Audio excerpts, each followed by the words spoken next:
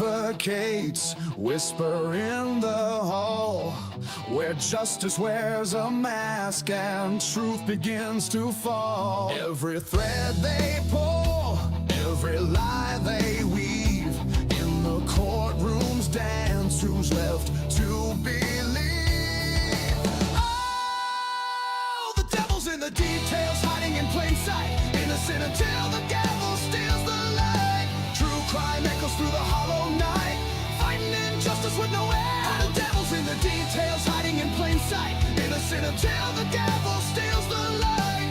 True crime echoes through the hollow night, fighting injustice with no end in sight.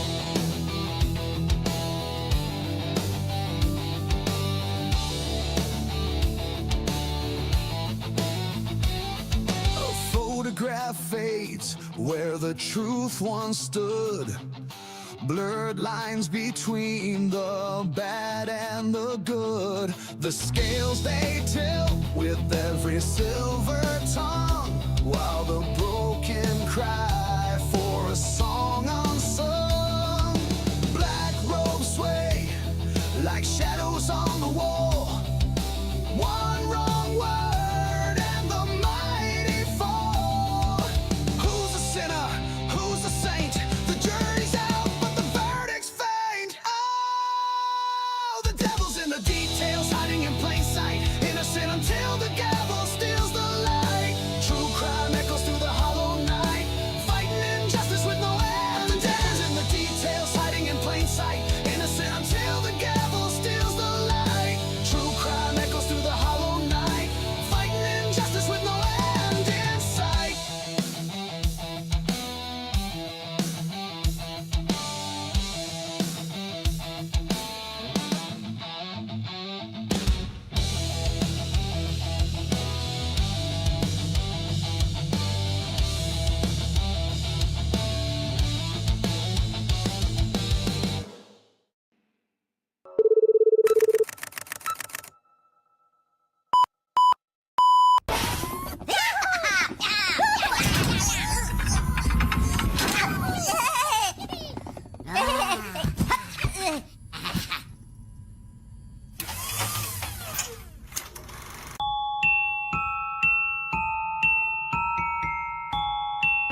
Ladies and gentlemen, do you want to know why I'm here today? It's not because I want to give you a pep talk or because I want to make you feel good about yourselves. No, I'm here to tell you the truth.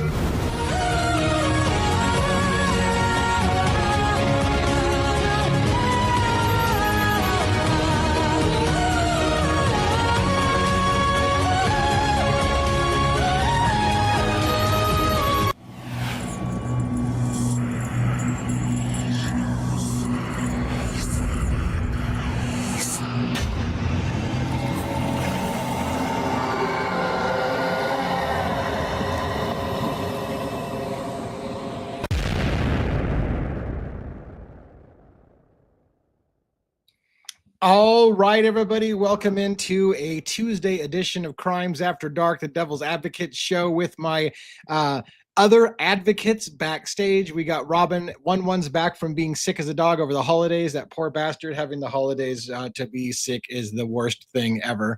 I'll have my team up on screen pretty quickly. I think we're going to be missing a couple of our regulars tonight just due to various things. One of them is sick. It seems to be that time of year. Even I thought I was getting a cold last night. So things like are going around, I guess, this time of season. And even though we're in different parts of the world, literally we're all coming down with sickness around this time, which kind of sucks. But so we've got Jason Estes. Looks like he's a little under the weather, maybe not be joining us. Joe was already planning on taking some of this week off to get some things done that he needed to get done. His schedule has changed around, so we're going to see Joe hit and miss as he can make it in, but he is trying to make it as much as possible. Plans to be here tomorrow night and Friday night for sure, and most of next week. But he's got some stuff to work around. Let me say some hellos to some people, and then we will start bringing up our panelists. And I want to invite everybody, by the way, to take an opportunity tonight to join us and ask questions. This is a great night to do so. We have a low news show, which means that I don't have a lot to cover in headlines. I've got a few news stories that caught my attention. a few things I want to bring up about stuff that's going on in the Idaho 4 case, Luigi Mangioni's case in particular. But other than that, we're pretty open. So if you have anything on your mind tonight that you want to talk about, this is a great time for you to jump on the show. So you take that link, and if you get queued up backstage by clicking that link, you can go camera or just phone or just microphone if you want. You don't have to show your face, and that would be fine. So we have this running thing going on between Amanda and Penny trying to beat each other into being the first here. It looks like Amanda won again by a little bit. Penny might have been waiting in the wings, but didn't want to say anything yet. So who knows? Because she just shortly responded after that. Essie, welcome to the house as well.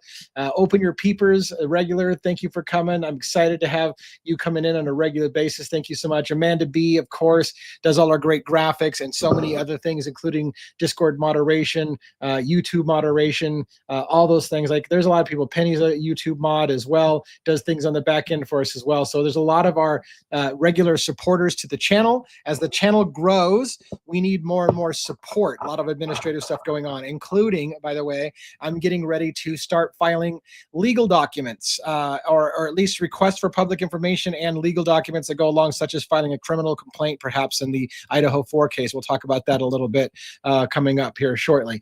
And I know that I'm not the only person in the YouTube world that's thinking about filing criminal complaints or starting the legal process and that. So we'll talk a little bit about that and maybe what those efforts look like. Let's see. Shield Maiden, welcome to the show. Becca 1019, welcome. Heidi. And by the way, tell me where you're coming from. Does that mean Minnesota or does that mean something else? But anyways, I'd love to know where people are coming in from. Let's see, who else we got? Christine Hurd, 4116. Welcome, Caden Christian 2708. Welcome. Queen of Denial. Thank you so much for coming in. Good to see you. Let's see, who else do we have? Anybody else that I'm missing as far as new? 1-1, of course, we talked about being backstage. Robin's backstage. Troubled Ocean again from the East Coast. Thanks for coming in. Long time no talk. Good to see you. But I see you all the time. We just haven't talked a lot lately, but very cool. R.S. Layton as well. Hello, Den. Christmas trees aren't only things getting lit. Christmas trees aren't the only things getting lit. Took me a while to get that. Fantastic. Good for you. Fantastic. Rhonda, welcome. Rhonda's in the house. As I always say, literally in the house, like literally in the house. She-Devil next door in the next room over. And then I'm broadcasting on multiple platforms tonight. Dale Harrison, welcome. Good evening from North Carolina. Thank you. Just up north of our South Carolina friend on the show. So very cool to have Carolina represented. So cool. Heidi, we already talked about that. Soul Warrior 7, another name that I just noticed for the first time tonight. So welcome. Good to see you. And anybody else? Let's bring I think we're about to bring Foxy Rose as well. I'm not putting these people's names on the thing, but Paco Jewel. Not sure how to pronounce that, but anyways, lots of names in here, lots of cool names. People that I see, Sassafrassi, very, very cool. Lots of cool. Becky, Becky. Anyways, fantastic. TN ads. Anyways, lots of names. B. Randy, welcome. Hey, how you doing? Let's get our panelists up on screen. I'm going to unmute their mics, and then I'm going to and I got to add. Look at that, Robin and 1-1. Robin, how you doing tonight? I'm doing well, thank you. Nice to see cool. everyone. 1-1. Of course, you, Lee.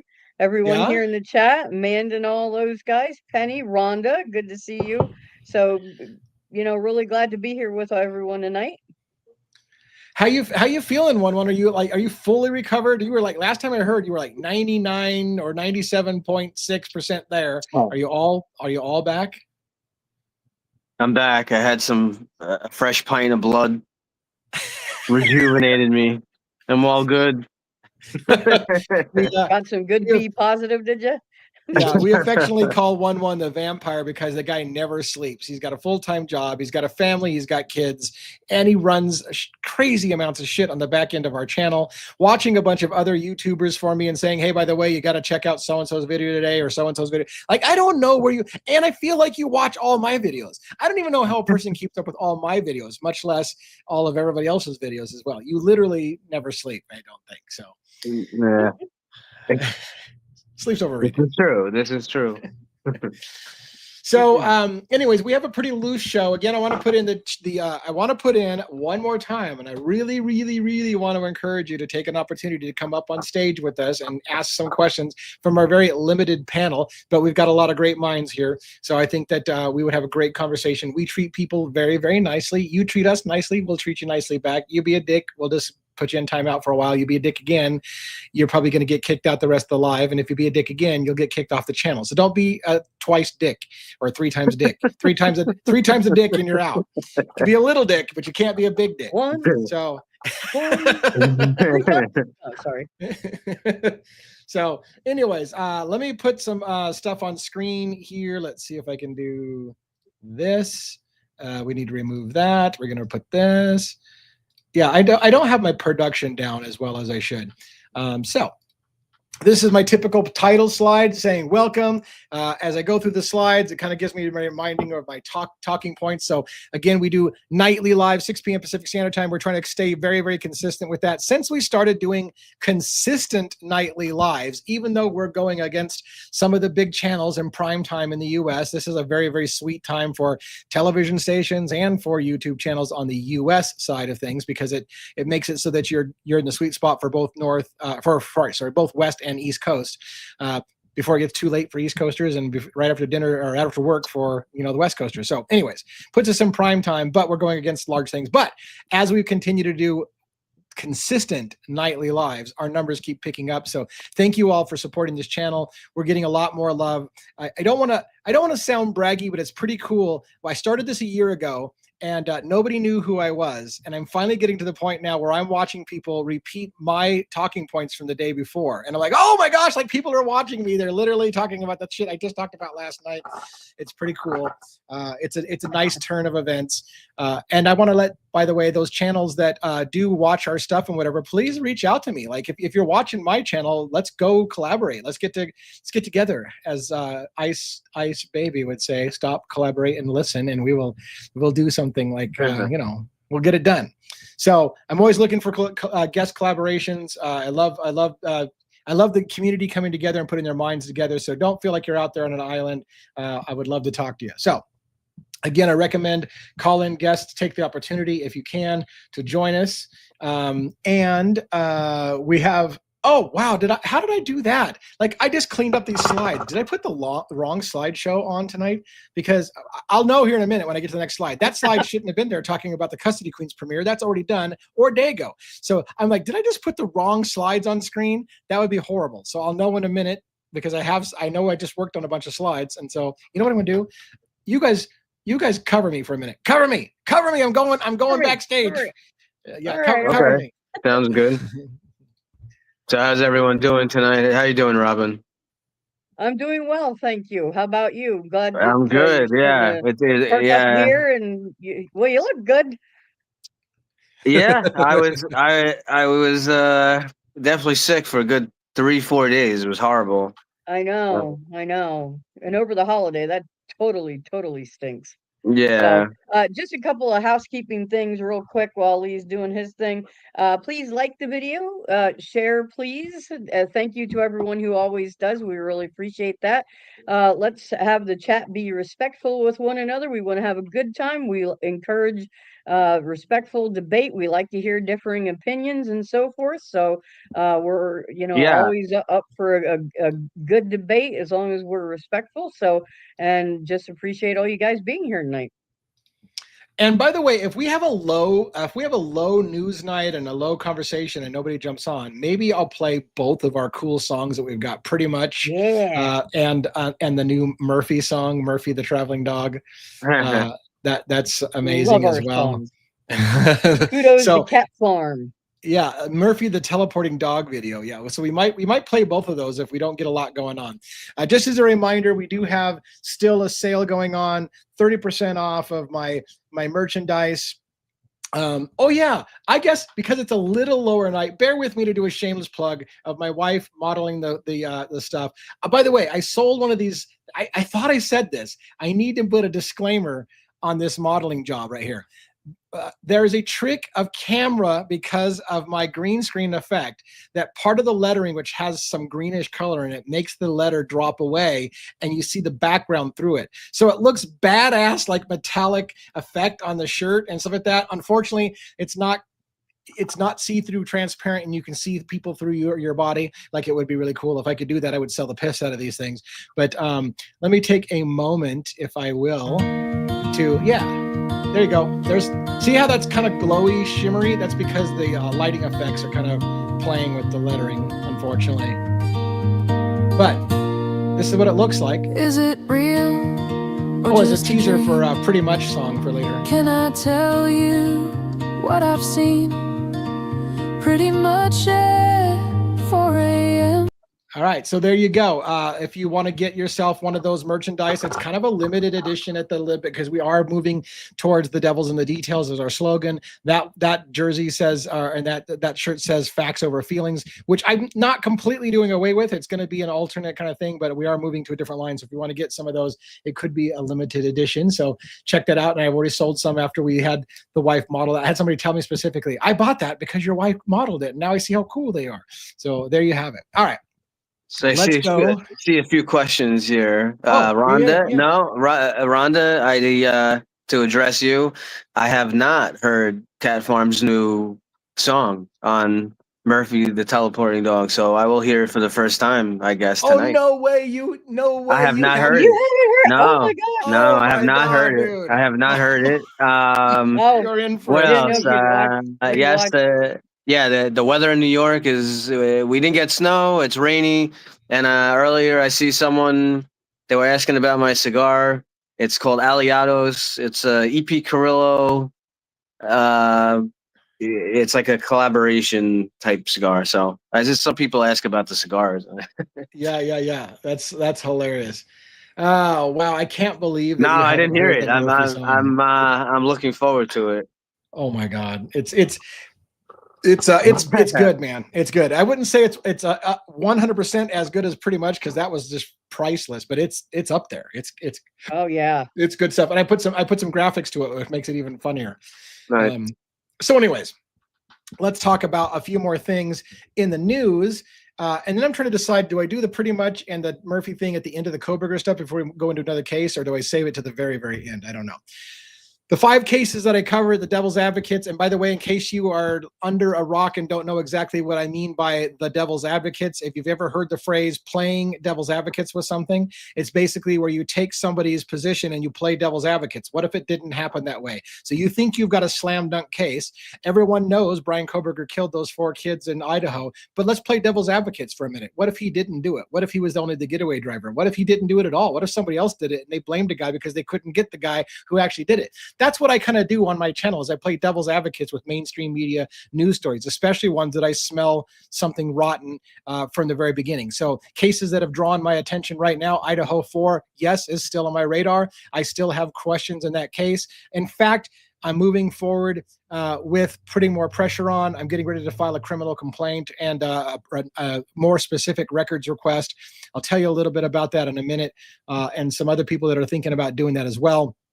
I am kind of reaching out, trying to see if we can get get our heads together. But it seems right now, YouTubers either haven't seen my emails, don't know who the hell I am, or everybody wants to go independent so that they can be the one who broke the case kind of thing. But whatever the case may be, I'd love to see some more minds coming together and have a concerted effort of doing this, because I think it would be better for all of us in the long run if we put our heads together. But yes, maybe a 3-pronged approach is better than a 1-pronged approach. But I'm kind of like the coordinated attack kind of guy myself. We talk about Charlie Kirk, the assassination of Charlie Kirk, and the trial of Tyler Robinson. Very little is being said about Tyler Robinson anymore, which should surprise you. Almost all the news on Charlie Kirk is Candace Owens. All you hear about is Candace Owens' new theory. for the day. We're going to talk a little bit about Candace Owens' effect on the Charlie Kirk case. Talk about Luigi Mangione. Luigi Mangione is a big, big deal right now, unfortunately, and I don't know what it is. I haven't found, and I don't know about you guys on my panel, but I haven't found yet any YouTuber who's big and covers Luigi Mangione.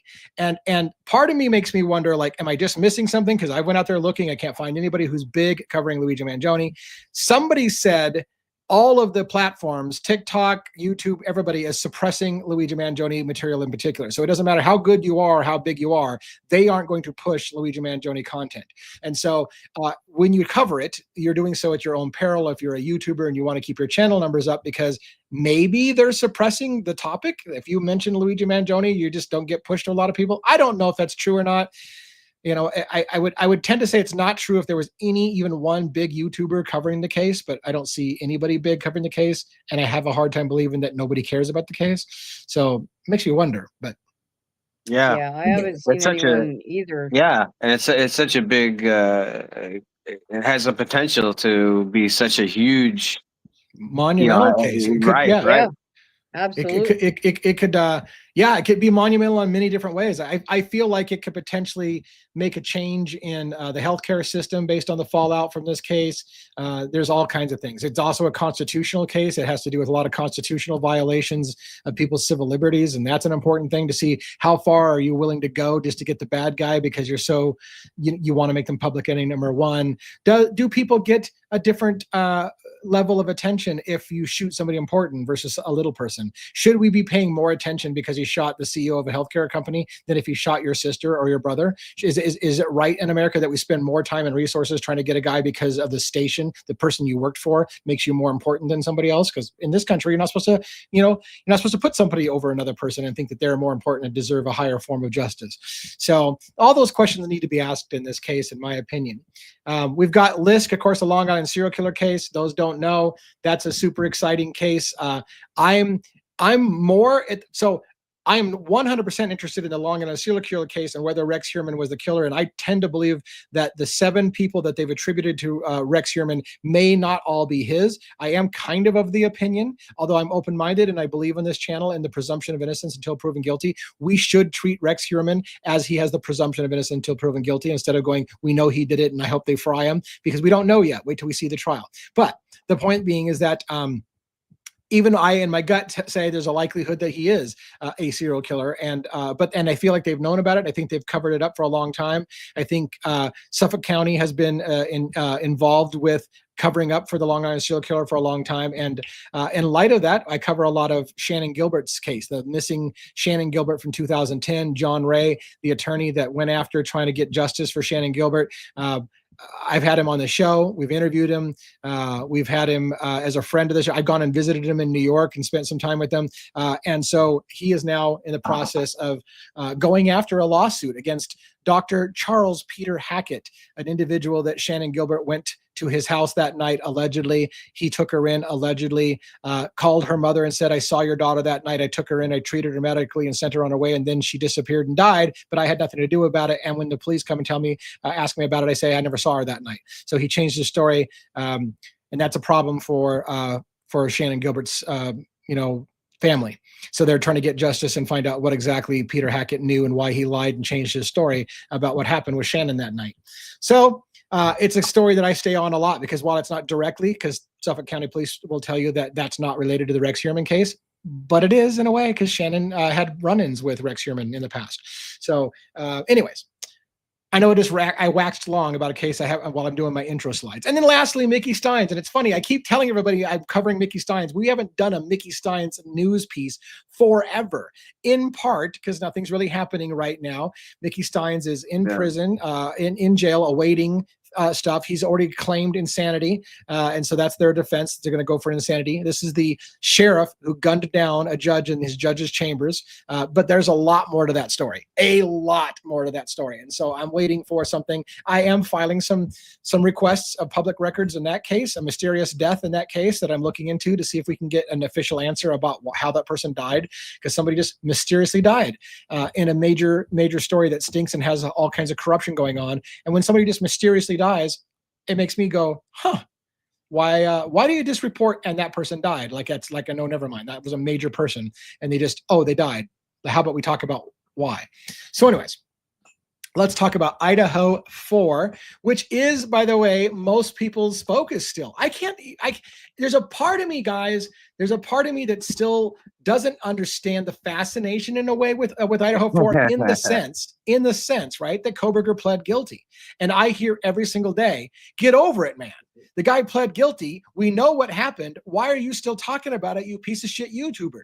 And I'm like, again, because a large part of us realize the official story stinks and it doesn't make any sense. And there are reasons why people plead guilty when they feel like the cards are stacked against them and they're not going to get a fair trial and they're going to be executed no matter what they do. So are we sure? Wouldn't it be nice if they just gave us that piece of evidence that would put it all to bed? They're like, oh, there it is. No question now that Kohberger did it. But you know what? They literally said on the stand, we can't place Kohberger in the house. We don't know how he did it. We don't know if he was stalking the girls. We don't know how he picked that house. We know nothing. And we literally can't put him in the house. But you know what? We convicted him anyways and he took a plea deal. So he did it and he said he did it. That made people happy. It makes me bothered. and it makes a lot of people bothered. Yeah. So for those who are not familiar, I'm going to tell you about, so the other day, I was ranting about I'm ready to start suing the Moscow Police Department or the state of Idaho. I had done some research about what things we can do as the public to put pressure on what are apparent lies, omissions, and highly redacted stuff to this day that we still can't get. And like the case is over. Why is everything still redacted? And so there are legal requirements for them to do things that they're not doing. When I did some early research, I found that Moscow, it's not just Moscow, Idaho in particular, is one of the worst states in the entire United States that blocks, stonewalls, and tries to not give public information to the public and hides behind these gag-ordered cases. When you ask for public records, they either will lie to you and tell you that they don't have the record, they'll stonewall you and just not answer your request for the record, or they'll give you what I got, which was a response that says, what you're asking for is a lot of work. We need $20,000 to give you the documents that you're requesting. You need to pay us $10,000 up front. I've got that in writing. I read it on my thing. And several other YouTubers did the same thing. I got the same exact email from Moscow Police Department. We need $20,000 to complete your request for public records. They can't fucking do that. They did, but they can't, not by law. So the only way that you can combat that is you need to file a criminal complaint against them for violating the law. You need to cite the law. You need to go to the district attorney. You got to hope that the state's district attorney isn't corrupt, which good luck on that one, maybe. I don't know. But anyways, there is a process to follow, including filing criminal complaints when they aren't making things public because they just want to stonewall you and just not go for it. And I know people are saying Lana's going for it. I know. I'm trying to get a hold of Lana. After, I'm not saying she did it after I did, but I said I was going to sue, and then the next day I saw Atlanta put out a notice that she's suing, and then I saw Phoenix was suing, and I'm like, okay, all of us apparently got on the same page at the same time that we're thinking about suing. Maybe we should all talk and have a coordinated attack. So let me tell you, I'm gonna tip my hat a little bit. So MPD, if you're listening to this right now, I guess wait for the email that's coming soon, or actually wait for the letter that's coming soon. But here's where we're going to start with. Here's my logic. In January of 2025, Ann Taylor put the lead detective in the case, Brett Payne, who was in charge of the investigation within 24 hours. Understand, there was another person that was initially in charge of that investigation. Brett Payne was put in charge within 24 hours of the murders as the lead investigator. As the lead investigator, he told us in January of 2025 that the first time Moscow police, here's the catch. Here's where they're going to try and get out of it and wiggle out of it.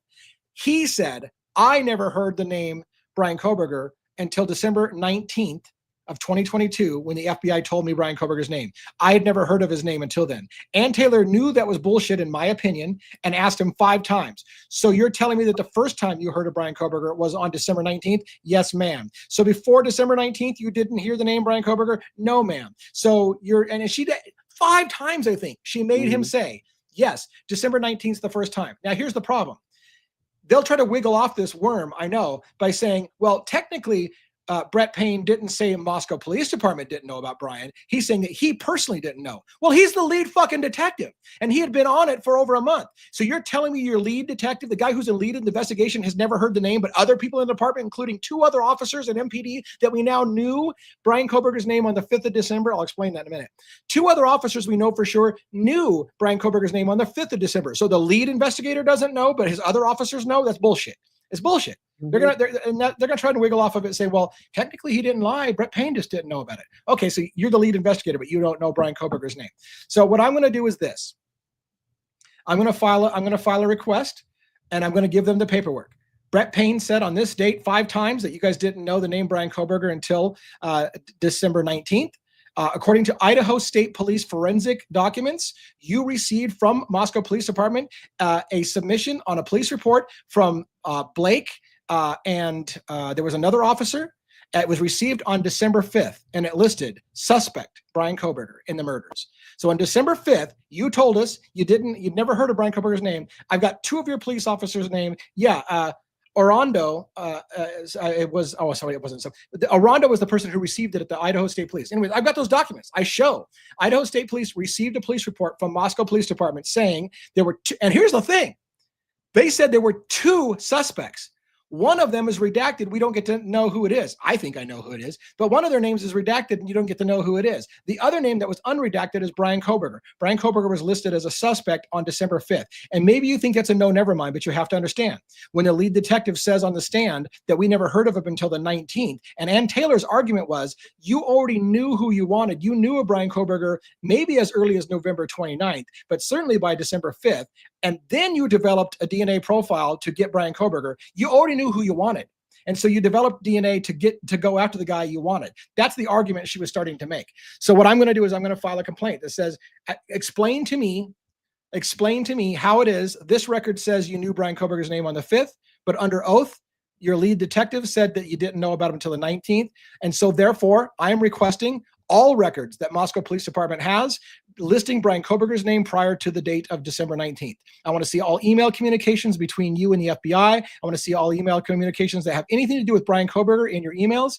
And I want all of that information. They will probably say no, as where is the point you have to get to the point of talking about suing, because they're not going to give you that information, but they have to. So that's my stance. So there are people who are starting to do that. That's my avenue. I'd like to know where Atlanta is going to start. I'd like to know where Phoenix is going to start. These other creators have said that they're going to do similar things, but I don't know where they're starting. That's where I think I'm going to start. And there's lots of avenues to go. But I heard. I think I mentioned to you. I don't remember. Lana has a bunch of stuff. I know, particular with her. I know there's one reference to some kind of interview or whatnot where a document is basically referring to that the interview was recorded, and she was asking for the recording, the whatever recording it is, whether it's audio or video, and she got a response back saying that there's no recording. But how can you say there's no recording if you're releasing an official document from the case saying that you're referencing a recording? But now you're saying that no, it doesn't exist. Well, what do you mean it doesn't exist? It's you said that. It's like ridiculous. And I'm learning this as I go, but here's how it works. So the way I'm going to explain, reword what you just said is they probably have listed somewhere on an index or whatever that the recording is there. Then she asks for the recording, which they've already acknowledged is there, and they say, we don't have the recording. That is something that I've been told Idaho does all the time. Lie and say they don't have something that they've already admitted they have, and then they lie and tell you, we don't have that recording. Yeah, you do. It's on an index. And apparently one of your only recourses is to file a criminal complaint. On this page, on this date, you show this document. Now I'm requesting it, and you're telling me you're not doing it. So you send it to the Attorney General of the state, and you say, criminal complaint. They're stonewalling and lying, saying that they don't have it when they list it on their page as something they have. And then you got to hope maybe you get a lawyer who wants to put some teeth behind it and say, okay, well, I'll represent that case because you got something. But somebody needs to start the ball. So we'll start the ball rolling and see what happens. It could be a long game. By the way, for those people who are super excited about it, I think you should get excited about it, and I think you should get behind it, and I think you should try to encourage these YouTubers to file these criminal complaints, requests for public information, public statements if you need, to have them explain why their lead detective doesn't know Brian Koberger's name when it's on their documents on the 5th, days or weeks before he said he knew about it. All of those things should be put on for pressure. But here's where I get discouraged.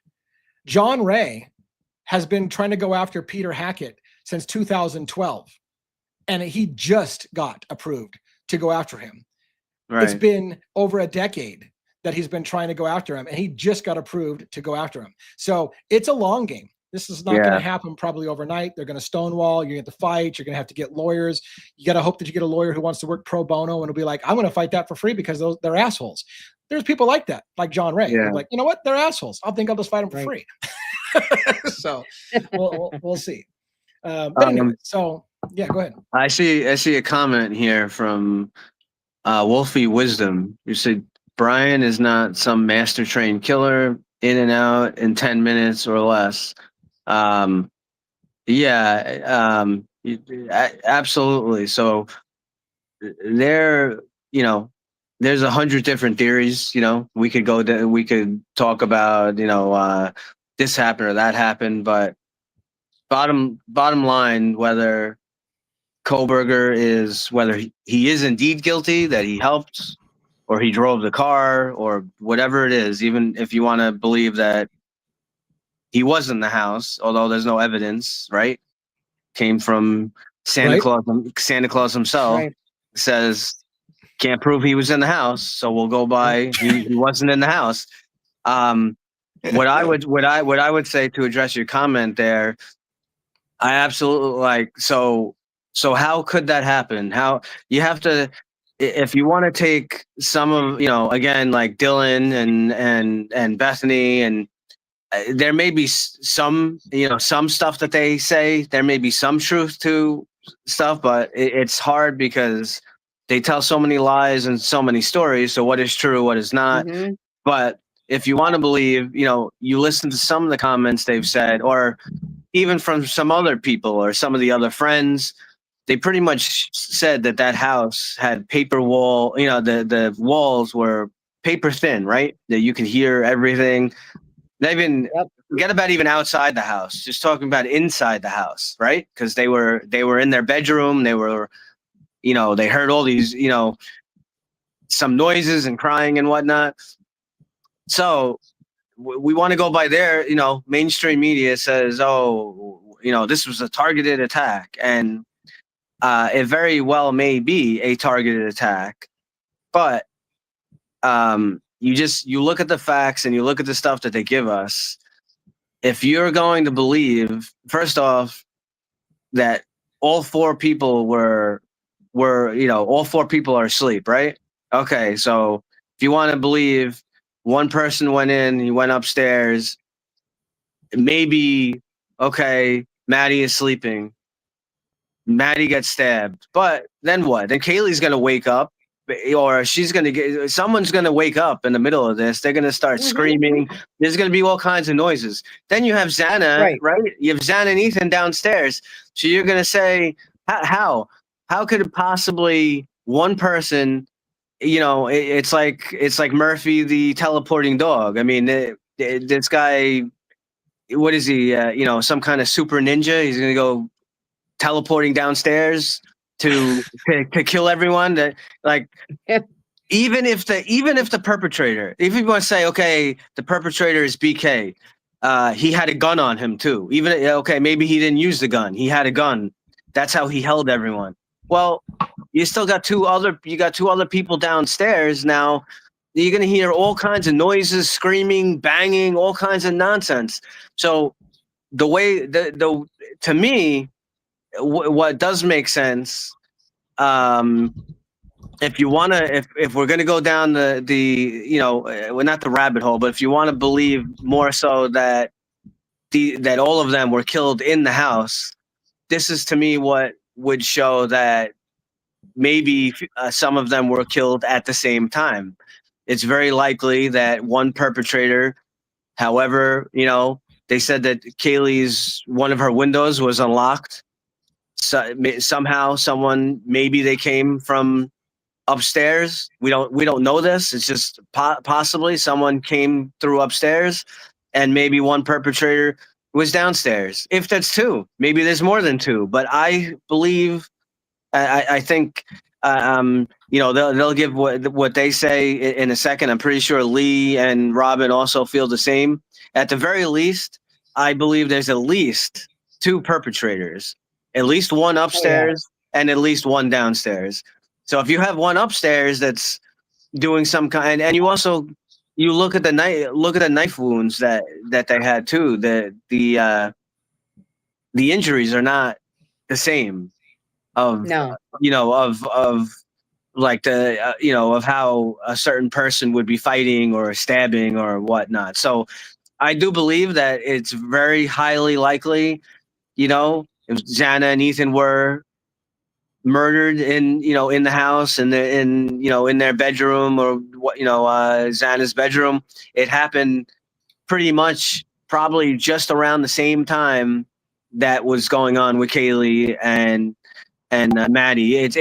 I know sometimes it's hard to think because you have in your mind, but mainstream media said that Xana was getting DoorDash and she went upstairs and caught someone in the act. You have to get that out of your mind, because it's kind of like, if someone says something, the same thing, they say the same thing over and over and over and over again, obviously, like you have in your mind, but that's not what they said. Same thing, how many times does the mainstream media say Brian Kohlberger, good old Nancy Grace and Brian Etten and all these other hooligans, Brian Kohlberger he's a crazy stalker, and he cleaned his car in his garage and he did all this stuff, and it's all false.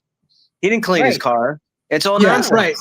Right. It is. And again, I mean, like, there's we could go through a million different problems with the case. It's funny because I almost wanted to stop you when you started to get onto you called Murphy the teleporting dog, because I'm feeling like, what a segue, because literally I had this video that I did, and you see Murphy depicted as was it Falcor from Never Ending Story, the flying dog with the big ears, I love that movie. I love that movie. Right. And then so I went on a rant, and I tried to cue it up for you guys where you were talking. I went on a rant where I talked about Murphy, and I'm talking about the people who said Murphy was running around the house outside. Murphy was missing. Murphy was back. He was out back. Murphy was in the bedroom. He was out of the bedroom. Murphy was running down the hall. He wasn't running down the hall. But Murphy has no blood on him whatsoever. And so I ranted. I'm like, this dog is a teleporting motherfucking Sasquatch that apparently can go all over the place and not get a drop of blood on him in a crime scene where that dog is all over the place. Some people say he's out of the house. Some people say he's in the house. People say he's out back. He's barking. He's over at the Jack DeCour's house. He's brought over by Dylan that day. Like, that's just a fucking magical dog. So I ranted, and finally, Cat Farm, our wonderful audio specialist, put together a video, or I put together a song for Murphy the teleporting dog. I want to share that with you now because I think it's worthy. Since I just did a rant that was almost worthy of that, I'm going to go ahead and play for you that audio that got done and see if we can do that.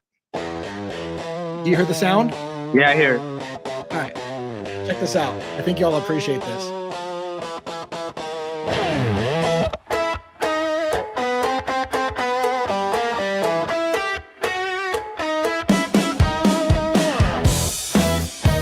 Make sure to listen to the words because they're Barking all night, but nobody hears. So far in the distance, then gradually nears. A fleeting encounter, then disappears. How did he leave? Did he fly with his ears? Murphy! He's a magical teleporting dog. It's Murphy. He's a cute and curly golden demigod. Not a mark on him, not a hair left behind. He's better behaved than all humankind. He'll clean up his paw prints for some bacon rind. Before you know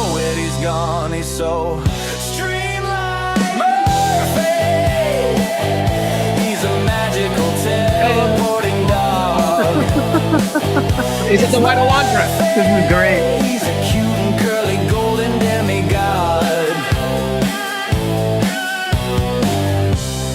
Traveling the universe through space and time. How do you do it? You're key to this crime. Are you here? Are you there? Are you anywhere or everywhere?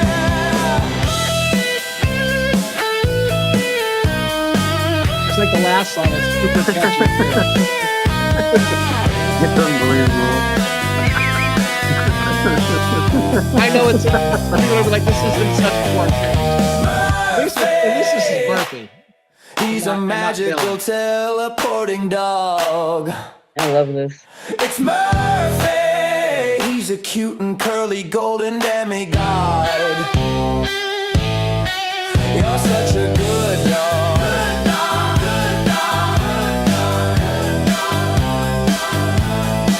You're such a good dog.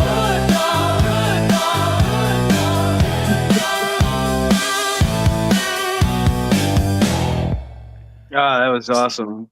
Yeah, so I mean, That was so good. We do some inappropriate things on the show. That might be one of them. But it's, like I said, it's slightly less offensive than the Dylan song, which is probably more catchy with the Pretty Much song. We'll probably play that on the way out because a lot of people have already seen it before.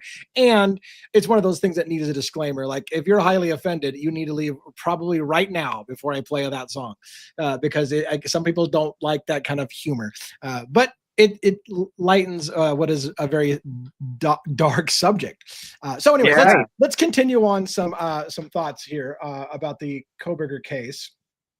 I just wanted to make a comment. Yeah, go ahead. I was going to say, well, Bina, you mentioned the dog. You know what's super interesting, and it comes from your video, from your with Rhonda, when you did the walk around, the daylight tour of the area. That, I know you played it on you played it on Birdie's show as well. That dog sounded awfully similar, very similar to the dog that we heard. And that dog, Phoenix also mentioned it. And just, one of the dog that dog, it's actually that guy. He was interviewed multiple times, and it's quite interesting. Is this guy keeps popping up in a few different areas. Jeremy Regan is his name. Mm-hmm. He did a few interviews, and that is the same guy who said that. So his balcony faces, he could see the balcony of 1112. He has a dog, and he would go for walks, and he's also the same guy who we showed the video where he said that he saw panties and wine cork or something in the street. So just very, very, very interesting. So is it highly, we don't know, but is it, obviously where, we go by the info, right, that they give us, but it's common sense would say, obviously, with the amount of stabbings and evidence and blood and all this stuff all over the place, where the hell is Murphy?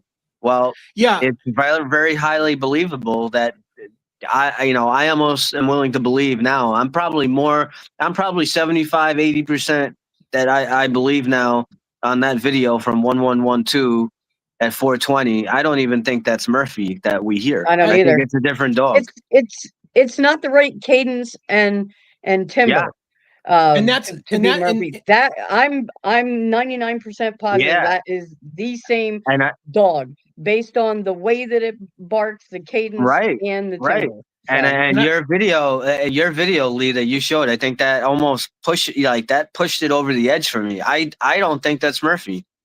Yeah, I know. On the daylight footage, I walked past and a dog barks at me, and a lot of people are like, "Oh my God, that's the same dog you heard." Yeah, I want to caveat this. I There's a know. reason why I don't go for isolated audios and whatever, because Right. here's what happens: people take a video and they hear a dog bark, and they say, "See, there you hear Murphy barking." No, you didn't hear Murphy barking. You heard a dog. Right. It may or Right. may not have been Murphy. But when you tell everybody that's Murphy, and then you paint a story, then everybody Right. thinks it is. It's the same thing that happened, in my opinion, with Dylan said she saw somebody with a gun in the house. No, she did not. She saw something she described, and then Pavarotti said, "What else could it be other than a gun?" And then everybody started repeating that Dylan saw a guy with a gun. No, she did not. Go back and watch what she said.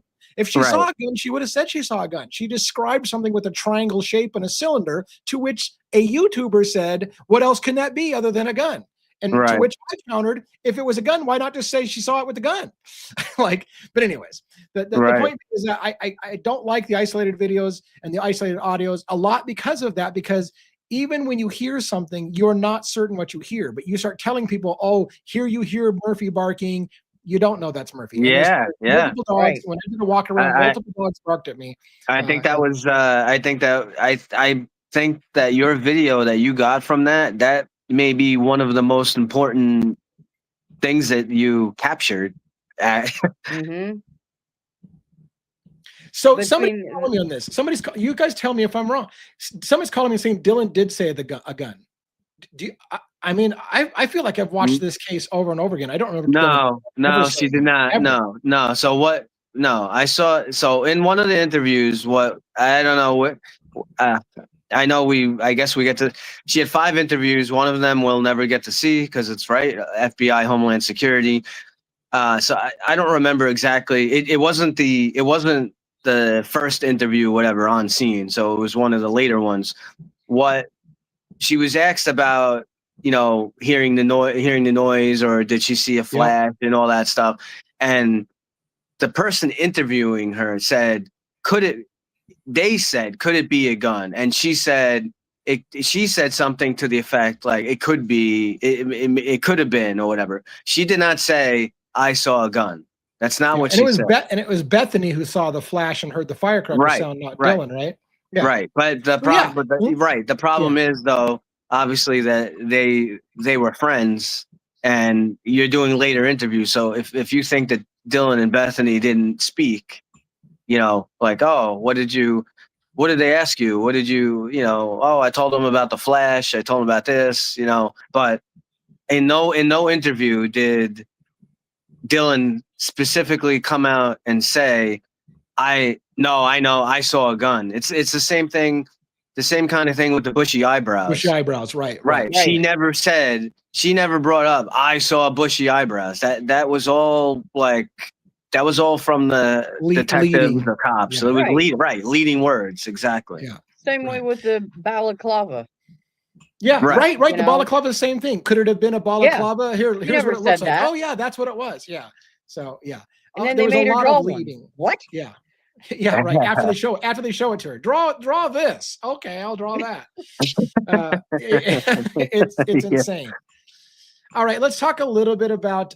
By the way, I saw Jeff H is in here. What's funny about that is, Birdie has that standing thing. That, God damn it, Jeff! And so it's funny. DA is the dog catcher. Yeah, Jeff used to come in and bust my nuts all the time, and he did it in just the way where it was like, Jeff, man, you're riding the wire here. You're like almost being a troll, but you're not being a dick enough to get kicked out. So welcome back, Jeff. My love-hate relationship, Jeff. Let's hope that you don't get kicked out tonight. My mods, of course, will be taking care of it, but be on that line where you really ride it. You can bust my nuts a little bit, but don't be rude. So, anyways, I wanted to show you something. We talked yesterday about, was it yesterday? We weren't on yesterday. I was on with Birdie yesterday. We talked the last time we were together about an article that said that Brian Koberger is throwing a temper tantrum over bananas in prison. Remember that story? And then when you read the details, all it was he filed a complaint, of which the reporter didn't even read the complaint. They just know that the complaint, and then said he's throwing a temper tantrum. And now comes another report of Brian Koberger and his temper tantrums over the bananas. For God's sake, it was a complaint of which nobody had even read, and fucking jackass said he's throwing a temper tantrum, and now gets repeated over and over again. But listen to this. Idaho killer Bryan Kohberger's shocking prison threat revealed in the Free the Crime Desk newsletter, which, by the way, is a pitch for them to, if you want to know what Bryan Kohberger threatened somebody with, you need to sign up with their newsletter and pay money, whatever, to do it. But anyways, first, it was complaints about noisy inmates tormenting him, allegedly making threats. Next, it was his issues with missing items on his meal tray and access to his commissary. Then it was his tantrums about the type of bananas that the Idaho state's providing him. Tantrum was never, literally the guy who said he was throwing tantrums said that he found that he had filed a complaint and hadn't read it, so he doesn't know what it's about. And that somehow got into him saying he's throwing a temper tantrum, and now other places are repeating Bryan Kohberger's throwing a temper tantrum. Ridiculous. Anyways, and now in this week's edition of the Crime Desk newsletter, the Daily Mail will exclusively reveal the shocking threat that Bryan Kohberger has started making to prison staff if they don't give in to his demands. So you need to sign up and pay money to get that. I myself question your integrity when you keep reporting the throwing a temper tantrum over bananas, of which you don't even know, you've never even read the fucking complaint. So how do you say you're throwing a temper tantrum over bananas? But that's the kind of journalistic integrity we're going to get. So am I going to sign up for your true Crime Desk newsletter for the shocking details of Bryan Kohberger threatening staff in the prison? I can't wait to see that. No, never mind. Go douche, whatever. All right. Point being is I'm out with that rant. What else do I have? Perez Hilton's talking about the movie that's coming out, the ripped from the headlines, Idaho 4 murders being played by actors. The Gonzalez family is highly upset. Here's some pictures of the actors dancing in between filming of the show and goofing off. And there was comments in here. It says, a new made-for-TV movie set network ripped from the headlines movie series. It follows the devastating slayings of the college students. Amid backlash about the making of the movie, leading lady Haley Hansen, who was playing Kaylee Gonzalez, went viral for posting a clip of her dancing in her costume covered in fake blood, and she's dancing and whatever. It's funny because I get shamed for talking about the inconsistencies in the crime because I'm victim shaming, but here we got this movie being made, ripped from the headlines, and the actors dancing in blood, having a good time about it, and I'm the asshole for questioning why they didn't call 911 for 8 hours and still having a problem with that. But anyways, I just thought that was interesting. Another piece of news that I picked up in the case. And is this one more on Idaho 4 or is this a different case? Nope, that's on Charlie Kirk. So we'll hold that. Before we move on to other things, I think even though Charlie Kirk was next on my slide or whatever, I think I want to talk about Luigi Mangione a little bit first, and then we'll get into Charlie Kirk and then we'll exit out. Again, I'm begging somebody, if you want to come up, this is a great opportunity. We got a good audience. We got a lot of people here. Shit, Jeff H might come up on thing and see if he can get himself kicked off the show. That'd be entertaining. But anyways, but if you want to come up, I posted the link, I think. Did the link go? Yeah. Or did it just okay. Yeah. I don't even see my own link. So if you follow that link, you can get backstage. I'll acknowledge that you're backstage and you can come up and ask questions. You are allowed to ask questions about any of the cases I follow. So even though we're going to be talking right now about who did I say we're going to talk about next? We're going to talk about Luigi. You said you wanted to talk about Luigi. Yeah. We're going to talk about Luigi. Yeah. Even though we're talking about that, we can go back to Idaho 4 or whatever. So take the opportunity if you can, or question me on something you've seen on my one of the videos and say, DA, oh my God, how about this one before we move on to Luigi? How about this one? So, oh my God, I shouldn't do this. People say, DA, quit talking about people who say shitty things. Just move on. And I should. But I literally walked. You saw the footage. I walked it during the daytime, the 1122 King Road residence. I walked past the whites and I pointed out the whites, the Banfield, the Sigma Chi. I pointed out the greenhouse you see all the time in the video footage of the car coming and going. I point out 1112 King Road residence and I talk about the people partying the night that we were up there. I showed Jack DeCour's place where he was staying. I showed Emily and Hunter's place where they were staying. I showed the pathway that walks into the back of 112 King. I drove around and I showed you the lot. I showed you the memorial sitting there in front of the house. I went to the back of the lot where Molly McMichael's allegedly happened and where where Koberger may have parked, and I showed you where that was at. I walked around Linda Lane and up Linda Lane. I walked into it, and I filmed Linda Lane from the ground. I showed you the walking path from Linda Lane through the Queen Apartments where Showalter was supposed to be at, right into the back of 112 King Road residence. I filmed the clock towers showing the Westminster bells and the timing of the Westminster bells. And then someone said, DA missed everything important in this case. That idiot didn't show the whites, the fire hydrant, or the treehouse. And I'm like, you jackass. Like, literally, like, how many things did I just show you? And by the way, I did point out the whites like 3 times. You did. And you see the treehouse. You see the tree. Like, anyways, that's the kind of shit that I have to, that's the kind of shit that I have to deal with. Like, DA didn't show a damn thing important to this case. Like, I just showed you fucking most of the case. Anyways, it's the life that I live. All right. Let's talk about Luigi Mangione. So Luigi Mangioni's case, I will try not to lose too many people as I do this. Luigi Mangione has got a monumental thing going on right now. He is facing multiple days, 3 days at least, of suppression hearings. What that means is, so Luigi Mangione is on trial for the shooting of Brian Thompson, CEO of United Healthcare, on December 4th, 2024. He is now doing some pre-trial stuff on the arrest that happened in Altoona, Pennsylvania, 5 days after the shooting, where they arrested Luigi Mangione in Altoona, Pennsylvania.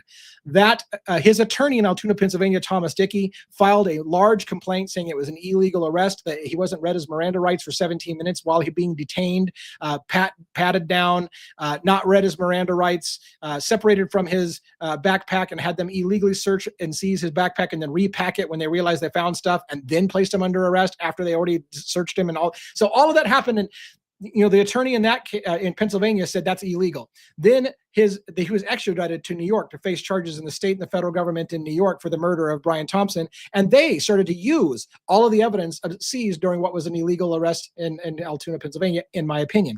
Also in the opinion of the attorneys in New York. So Karen Agnifilo filed a huge thing, including screenshots and pictures of Luigi Mangione being detained in the corner by a human wall of officers, 8 to 11 officers at one point, pinning Luigi Mangione in a corner, making it so he can't leave, while simultaneously telling him he was always free to leave anytime he wanted to, while he was surrounded by a wall of officers, and all these things. And now we're on day 2 now of the suppression hearings. Now, here's what I'll say about that. It's monumental on whether or not the judge is going to rule that was a legal arrest. And I can give you updates as I'm not in the courtroom, unfortunately, like I was for the Koberger's sentencing and the plea change and stuff like that. But I am watching Twitter on multiple feeds and getting the gist of it. Some of it's not going as well as I anticipated. It seems like it should be an open and shut illegal arrest. The judge does not seem terribly happy with the defense, hasn't been treating them well. Like, as an example, I timed him out for 5 minutes. Oh, did you? You timed somebody out? Yeah. Jeff H. No, that was quick. God damn it, Jeff. See you later. That was this morning. All right, don't piss off. Don't piss off the mob. Don't piss off Robin. So anyways, so the bad news is that, for example, when the defense was narrating the arrest in Altoona, Pennsylvania, and said, here you see 3 customers come into the McDonald's, and the judge cut him off and said, I can watch the video myself. Like, you don't have to narrate the whole thing. Not a good way to start when he's correcting and being pissy with the defense. So that wasn't great. And here's the thing. Here's my assessment what's happening so far in the case. Day 1, what happened was the prosecution brought in 2 jailers, 2 people who worked at the correctional facility where Luigi Mangione was being detained, to testify that he told them personally that he had a 3D printed ghost gun on him, that he had a false ID and passport, and that people thought he might have been like an outside terrorist or whatever, and that he had foreign cash on him. And he talked about his complaints with the healthcare industry and so on. And so what I surmise in my armchair legal analysis kind of mind is what they are trying to establish, what the prosecution is trying to establish is, if the judge rules that was Judge Caro, by the way, is the name of the judge in that case. And somebody just asked what the judge's name is. It's Judge Caro. I can't remember his first name. Do you remember? George Caro? No, I can't remember. Gregory Caro. Gregory Caro, I think is his name. Gregory. Anyways, Caro's the judge. And by the way, Carl has already ruled in favor of the defense on a major issue. We can talk about that in a minute. But anyways, the point being is that what I believe that the prosecution is trying to do is they're trying to lay down with testimony from jailers that all the things that could get tossed out if it was an illegal arrest, they're going to just admit into court through the word of the jailers. Hey, yeah, so maybe the arrest was illegal, and maybe we don't have the gun, and maybe we don't have a confession letter, and maybe we don't have his notebook complaining about his problems with the health insurance industry, but we have the next best thing. We have jailers who were in the jail with him, and Luigi was running his mouth saying, hey, I have a ghost gun. I had money on me. I have problems with the health insurance. So that's what they're doing now. Is I feel like they're laying the foundation on, if you toss out all of this stuff, Judge, and say it was an illegal arrest, we already have people that are going to say he admitted to having all those things. So it'll be the next best thing. So that seems to be what they're doing right now. What I haven't seen, unfortunately, right now is his team, by the way, is a rock star legal team, and they filed amazing, like 40, I think it was a 40-page description about why that was an illegal arrest. However, they are really, really quiet in the courtroom. They haven't been making a strong case for it. Reading it, and I wasn't there, but reading it, it doesn't look good. It looks like they're just accepting that it was a relatively legal arrest, which would be a huge change. So I don't know if that's because their argument has already been made in writing, and so the judge has already seen the writing. They don't need to reiterate the whole thing. I don't know exactly what the strategy is, but there's also more days coming of the suppression hearing. So we're just kind of getting started. So we'll see how that how that pans out in the days ahead. But they're taking the day off tomorrow, I think, because Gregory Caro wanted to take the day off tomorrow. The judge is going to have to, I mean, it's pretty simple to figure out. I mean, it's not really a complicated, it's not a complicated, it has a huge effect on what will happen in the case, of course, but it's not, it should be relatively easy for the judge to decide whether it's a lawful arrest or not. It's very, very, very simple. We covered this a few days, I think last week. Custody plus interrogation equals an arrest. So they can say that the officers or whoever they want to argue, oh, he was free to leave. Well, he's not free to leave if he's surrounded by 10 officers and he can't leave. Now, and you know, if he's handcuffed, like everything that they did. Timing is everything, and what questions was he asked? You know, he's really only allowed to be asked. You don't even you can ask someone, you know, what they call just identification type questions. Though that's not even a stop and question or a Terry stop. If you know, at that point, you don't have to answer. You could walk away or whatnot. But once you're forcibly stopped, and then they start asking you questions, that custody plus interrogation equals arrest. You cannot be asked questions or anything about a gun, about anything that has to do with what you're going to be charged with, unless they read you. Unless it doesn't have to be read. A lot of people have that misconception too. There's again Hollywood movies and TV shows. Right. You need to be. We say read, told. But your Miranda rights have to be told to you if they're going to ask you about the crime that you're charged with. Let's stop for a minute and make sure people understand two things. First, though there may be people who don't understand who 1-1 is or what he does. 1-1 is a 20 plus year NYPD police officer. So he knows a bit about laws. He knows what a Terry frisk is. He knows what is allowed for detention. And like you said, some of this is pretty straightforward. Like the law states, if you've detained somebody, you know, and they can't leave, kind of thing. I mean, there are rules. And so I wanted to ask you this question, because one of the things I feel like they've backed themselves into the corner for, and we haven't talked about this a lot, 1-1 is, so on the one hand, they tried to say initially that they came there because the guy was loitering, that he'd stayed there too long, and they were coming. So they initially got a 911 call that said, we think he's the shooter in New York. Then when they got there, they told him, we've been told you're loitering, and that's the reason why you're being questioned, because we told you we're loitering. So they kind of lied to him by saying, we're not here because we think you're the shooter. We're here because we were told you're loitering. And here's where they backed themselves into a corner, in my opinion. But I need your interpretation. Yeah. The officer during the suppression hearings stated, I knew immediately who he was. I walked in. I suspected he was the shooter because they told me that he was the shooter. I asked him to remove his mask and pull it down, and I immediately recognized him. At that point, I told an officer to stand with him. We took his ID. We went out. We ran it. And I feel like they backed themselves into a problem, because if you know he's the shooter, he now is under investigation for the murder of Brian Thompson, and yet you're not informing him he has the right to remain silent, because anything he says at that point could be used against him. So they literally admitted, I knew immediately he was the shooter, and I detained him and didn't read him his Miranda rights for 17 minutes. Correct. Right. So if he recognized him, which he may very well, maybe he did recognize him, he should have been placed in handcuffs immediately at that point, and that's it. You can't. You could ask him his name, basic ID type questions. He could ask him, where are you coming from? Where are you going? Where are you staying? Like stuff like that.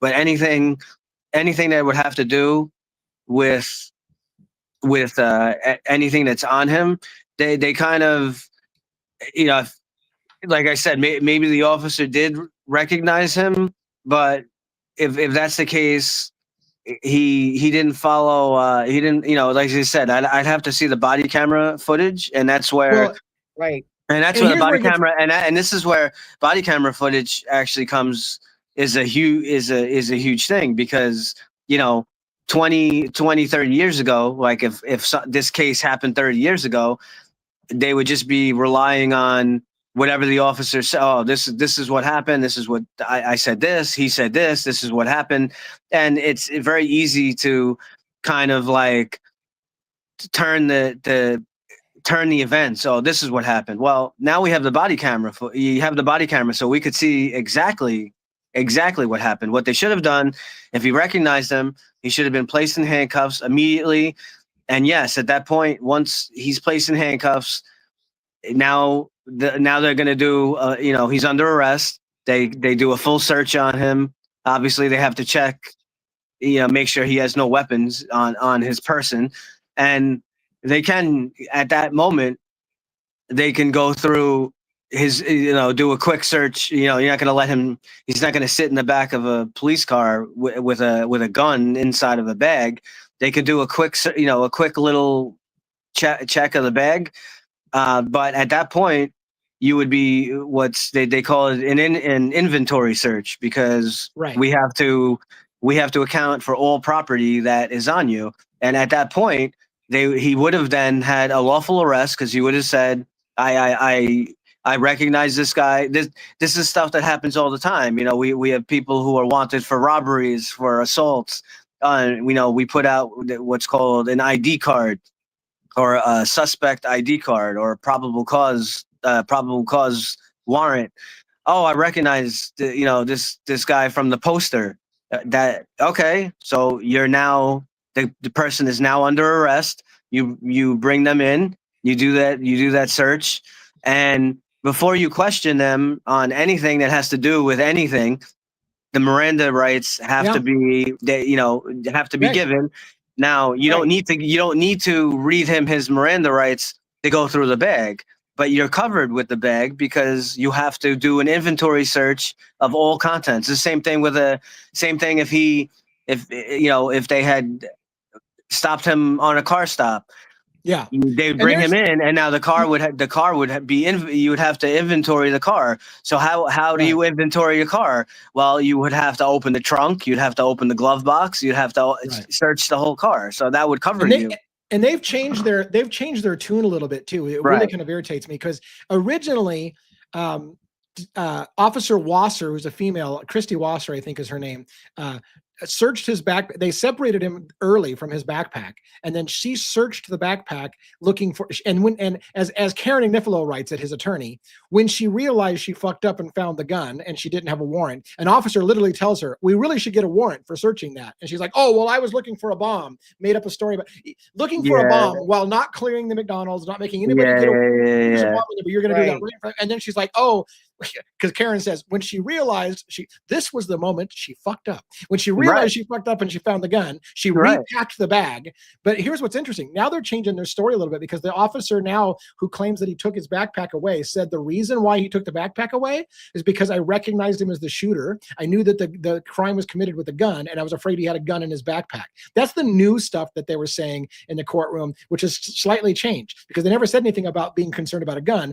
They were looking for a bomb. Now all of a sudden the news story is we're separating him because we think because we know he shot somebody with a gun, so we think he might have a gun in his backpack, so we separate him from his gun. Right. So, well, he could say that. He can say that all he wants, but it's the body. What does the body camera show?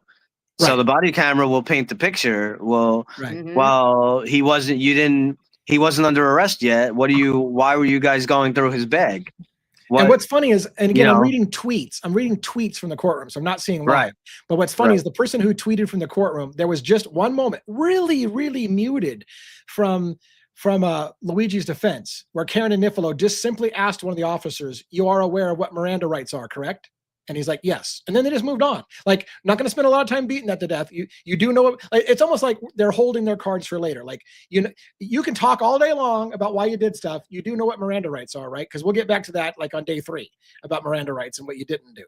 So it's kind of interesting to see how that plays out. But yeah, you got to be real. You have to be real careful when you have people stopped, and you have to really know. You really have to know what you're doing with the law, going to go through someone's bag. Yeah.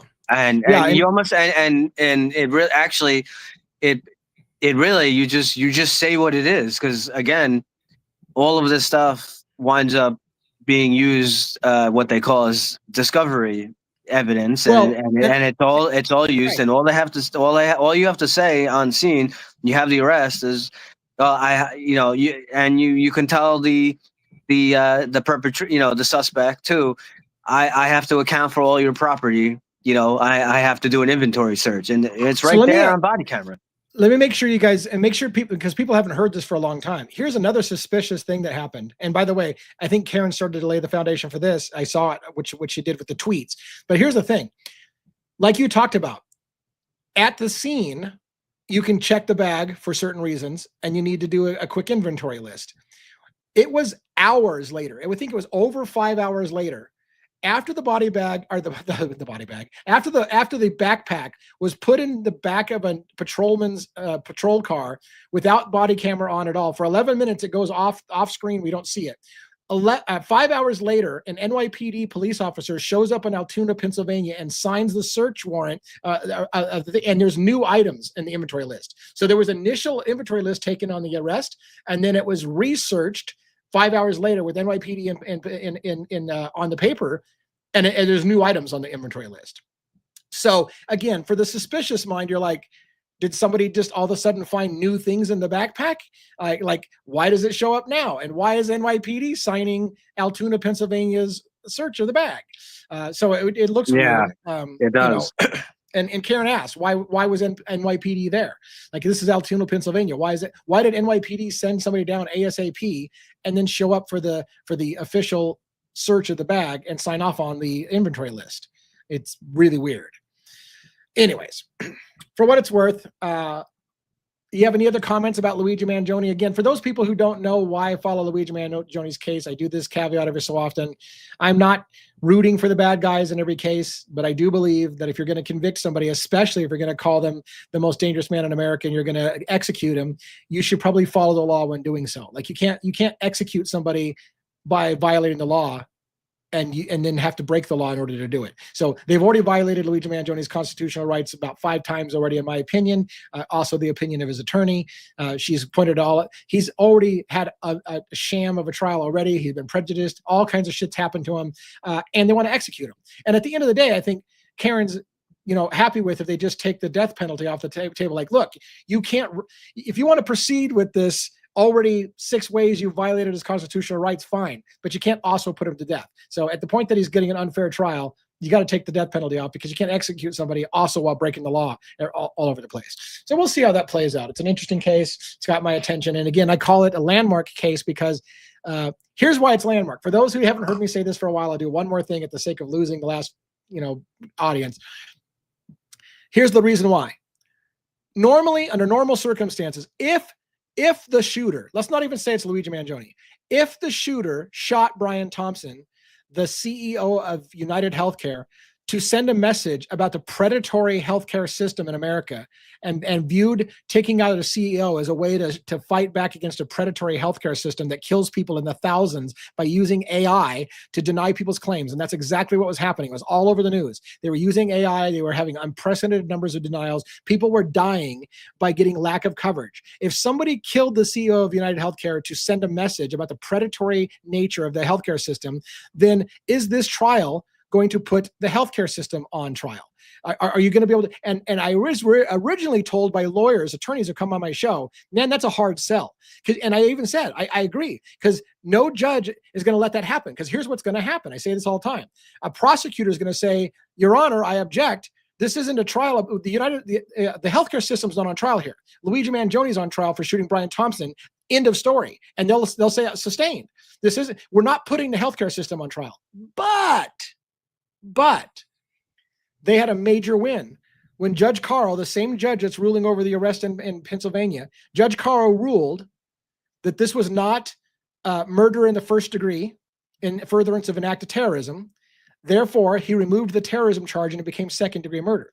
When it became second-degree murder, it allowed them in the state case to argue, if they want, basically something tantamount to not temporary insanity, but basically it allows them to explain how they got to the point where they felt that was necessary. And in order to explain to a jury how they got, it's like if I shot my wife and her lover in bed, and because I lost my mind, then yes, I did kill them, and there's no question about it, and I should go to jail for murder. However, a lot of states say, well, we have to consider you lost your mind because you just saw your partner in bed with somebody else, and maybe you need to factor that in before you execute the guy, because maybe he just lost his mind, and maybe half of us would have lost our mind in that situation. So what it allows Luigi Mangione to do, if he goes that route, is explain to a jury why he became so disgruntled against the healthcare system. And then it does exactly what I said. It puts the healthcare system on trial, because then everyone has to hear why he got to that point. If he did it, that's if he did it.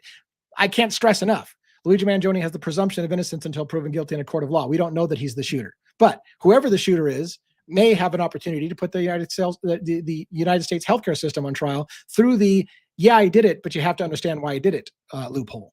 So it's an interesting case. Is there a death penalty in New York? So great question. Fantastic question. Hopefully you won't get bored with the legal answer. So Luigi Mangione faces 2 sovereignties in New York. He's facing the state of New York, and he's facing the federal government in New York. The state of New York does not execute people anymore. They stopped executing people quite a while ago, maybe 10 years ago. And so New York State doesn't execute anybody anymore. They found it unconstitutional to kill people in the state. And part of the reason why, by the way, I looked into it further, part of the reason why New York no longer executes people is because they feel that the judicial system is prejudicial against people when death is on the line. When death is on the line, they have a death qualified jury that is more likely to convict and put somebody to death. It changes the rules, and it's too prejudicial. It's too easy to kill somebody if you have the death penalty. So they just decided to do away with the death penalty. So the state of New York does not have the death penalty. However, the federal government wants to execute Luigi Mangione, and so they swooped in and they charged him. And the federal government, the Southern District of New York, can execute Luigi Mangione with aggravating circumstances. So if it's murder with aggravating circumstances, which what they're trying to say. So it's very confusing for people who aren't following the law really carefully. Luigi Mangione right now is fighting the state side. He's not fighting the federal side. The federal side is the one who wants to execute him. The state side is just looking to put him away life forever without the possibility of parole for murder. But because it's been removed, and it wouldn't have been a death penalty anyways, again, because they don't have the death penalty in the state case. But it's all related, because we're fighting 3 different jurisdictions at the same time. So great question. State of New York does not have the death penalty, but the federal government, the Southern District of New York, does have the death penalty, and they're going after him as well for the death penalty. Any other questions? A great question.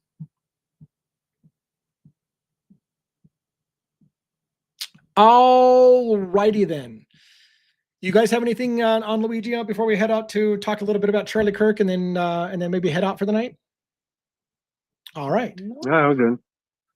So Charlie Kirk situation, again, could arguably be the biggest case in America, but you wouldn't know it by YouTube analytics because it seems like Idaho 4 owns the true crime space right now.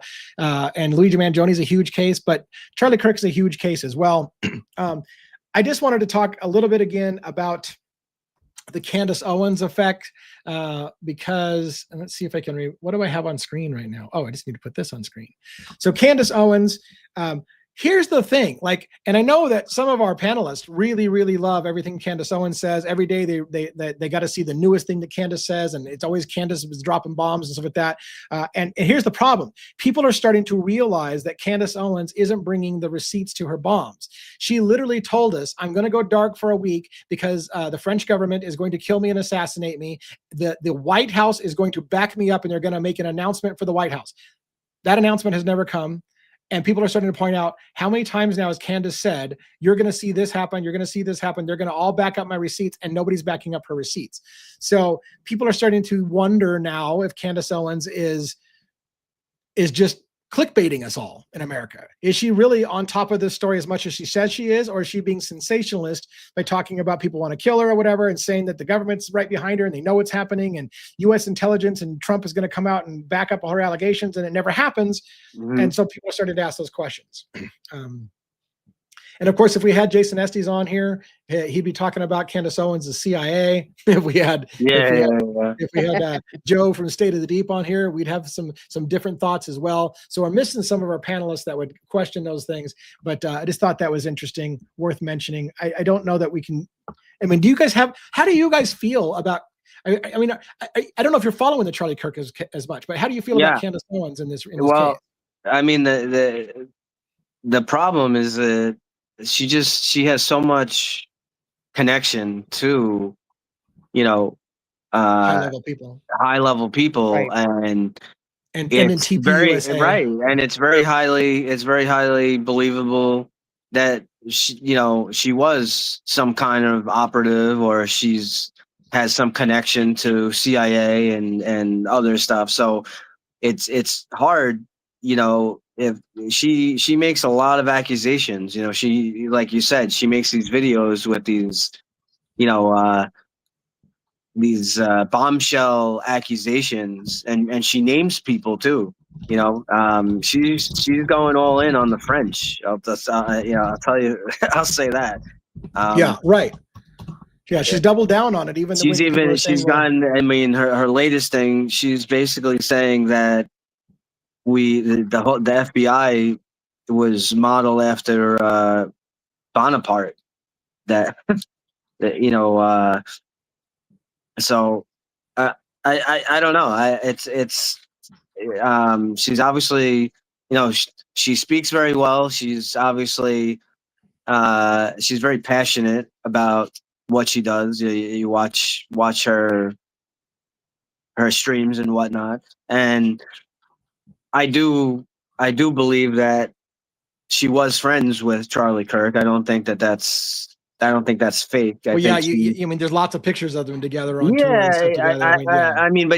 I know pictures could be faked and all that, but I do think she's sincere about that. I do think, but it's, how it's very hard to go by some of the stuff that she says without, as you say, with the proper receipt. I mean, some of the stuff that she says, she flat out, I won't even say some of the names. She's naming people from Turning Point now. Her newest video, like, as I said, I'm not going to say the name. I don't know if there's any receipts or what to back it up. There's a woman, she's saying that the certain person has been acting strange and all this stuff. Like, where is she getting this from? What, where are the receipts to back it up? And I'll say this, like, what I agree with Joe is, from Joe from State of the Deep. What I agree with him on is, regardless of how you feel about Candace, if you're following this case, you kind of have to follow her too, because she's front and center of the thing. So whether you think she's, as some people are saying in the chat, whether you think she's controlled opposition, or she's a limited hangout and she's telling us just the things the government wants us to hear, or whether she's full on really is on the know, regardless of how you feel about her, you kind of have to know what she's talking about day to day if you're following this case, because everyone's talking about what she's talking about.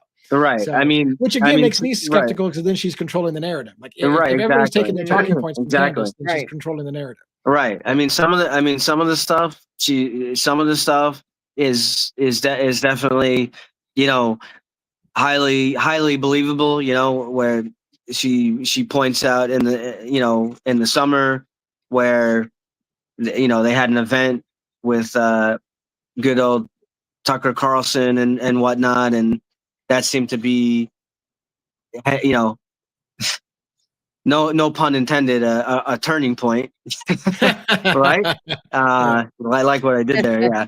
I love it. I love what you did there. Yeah. Yeah, but she may that may very well be true, because it's definitely true that it seemed that Charlie was kind of being a little more voiceful on certain things with Israel and stuff like that. Does that mean that, you know, he's fully fledged, you know, anti-Israel, that he's anti-Semitic, that he's this or that? No, because he, you know, maybe didn't like, you know, some of the policies or some of the action that, you know, was going on with the Palestinians and whatnot, and that kind of stuff.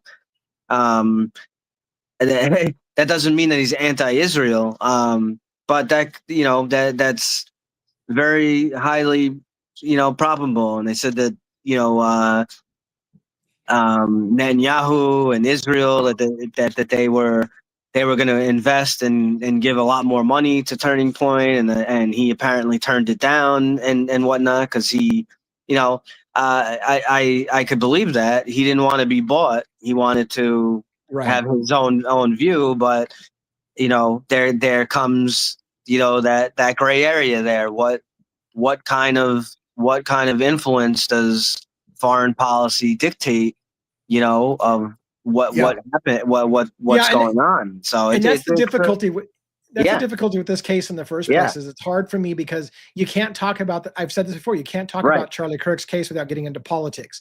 And I'm kind of focused on true crime, and it's the biggest it's one of the biggest true crime cases in America, but you can't talk about Charlie Kirk without getting into politics. And it's you can't talk about it without getting into Israel, and you can't get into without getting into Jeffrey Epstein, and you get into Trump, and you get it, like, it's got politics written all over it. I'm not a political show, so and it's a whole circle, because I almost I would believe, I would, you know, I wouldn't, you know, big money obviously can always have an effect on things in the future. But I would almost, you know, as with any case, I mean, there could be multiple things at one time, and maybe that's why the decision was made. Oh, you know, something has to be done or whatnot. But I put the Epstein thing high up there, because and it reminds me that I need to do another chapter of my book series, One Nation Under Blackmail, because I think that a lot covers the Epstein thing, and I haven't done one for a while. Series. I love the series. I want to do another chapter on it.